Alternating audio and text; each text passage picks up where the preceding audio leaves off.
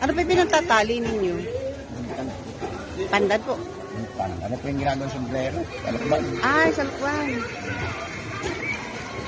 Wala na po nang gagawa sa sombrero ngayon. Nawala na. Para kahit hindi na kayo tumitingin, tatalian nyo na. Mano-mano lang po pagsusok nyo sa sa may casing niya. Ay, pinababalot nyo po, yan ay ano? Dito ka po yan. Tunay na bitukan ng baboy. Dito po ng baboy.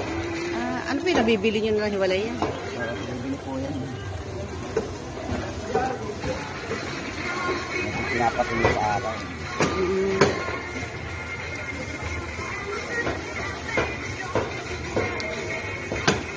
Kabili.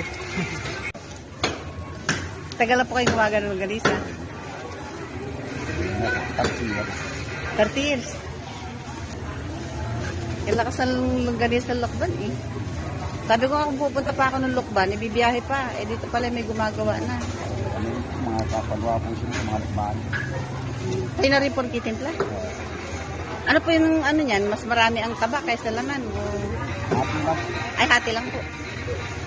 Masarap.